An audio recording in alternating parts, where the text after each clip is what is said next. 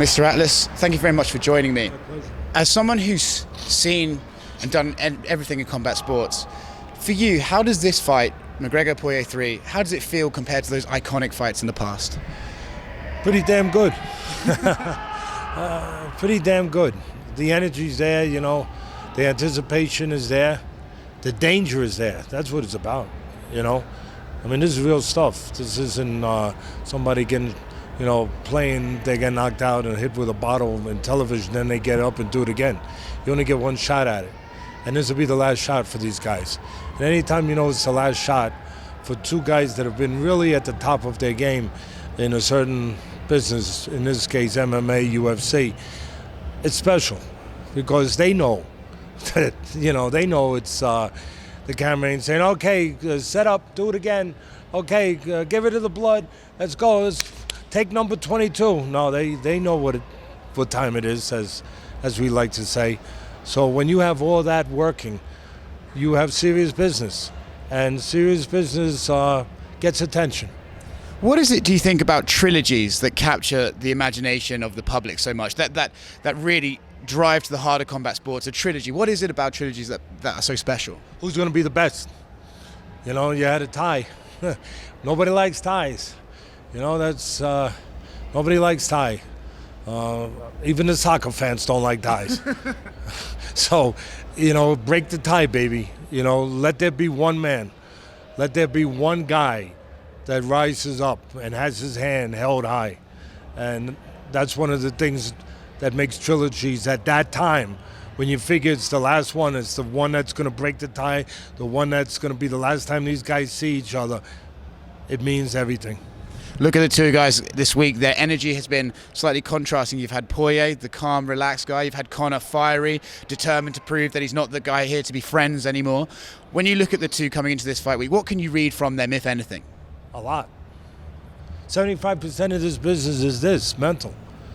I could break down the technical part, the physical part, pretty damn well.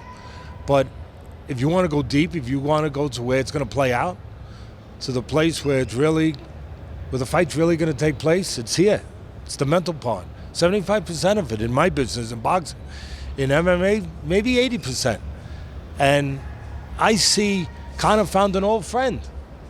Noise, chaos, anger with a purpose.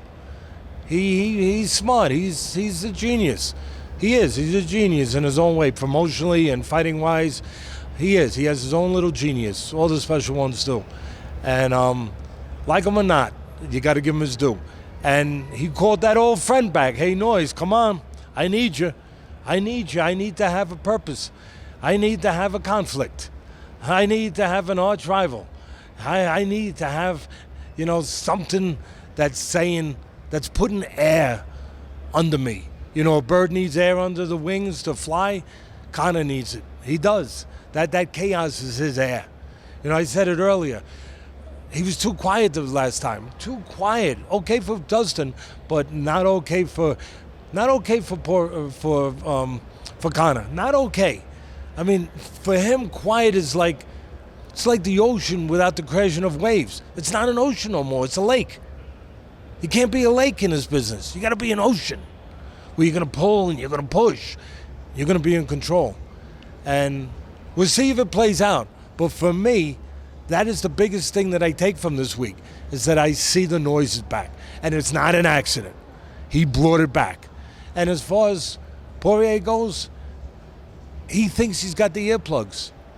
To his credit, he paid a big price for those earplugs. How much do you think they cost him? They cost him a beating in that first fight. That's what they cost him. That was the expense, a beating in that first fight. And he bought them. What did he buy them with?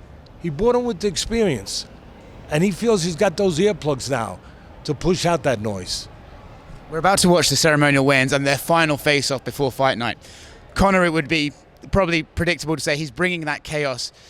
What can they find in each other at this last moment? What can they see in each other, and what can they cause an effect on the fight with at this last moment? Yeah, it's the wrong question, buddy. It's what they see in each other, in themselves, not in each other. They know what's there in each other. They understand each other really well.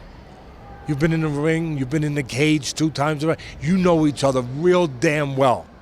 what do you see inside yourself? What are you now? What are you today? That's what it is.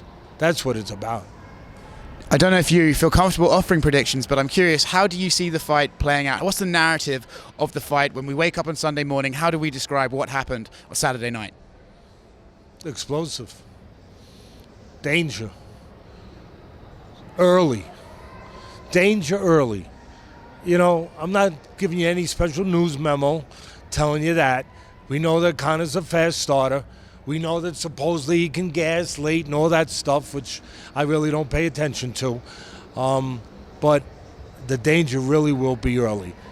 It will be in the length of Conor's left hand. Because everyone says, oh, he's got a good left hand. Yeah, but he's got a long left hand. He's got a long right hand, too. That's why he was winning. I was ringside. I was covering him for SportsCenter. That's why he was winning. A lot of people won't like to hear this, but he was winning after 4 rounds against Mayweather. Yeah, he was ahead because of that length, because he was using it well. Mayweather did what he had to do after that, within his realm, to go get him and win the fight. But early on, there was a reason why he was ahead. And there was a reason why early in the first round, where Poirier got caught with the left hands. Now, the good news is he ate those left hands really well. So psychologically he said, I'm a different guy now, which he was. He was a different guy than he was 6 years earlier. But the bad news, he ate the left hands. He got hit with the left hands. He didn't judge the distance right. That's going to play out for me right away to see whether or not Poirier is judging that no man's land, that danger zone, where he's out of range of that left hand or he's a little too close. Mr. Atlas, it's a thrill having you in MMA, and a long may it continue.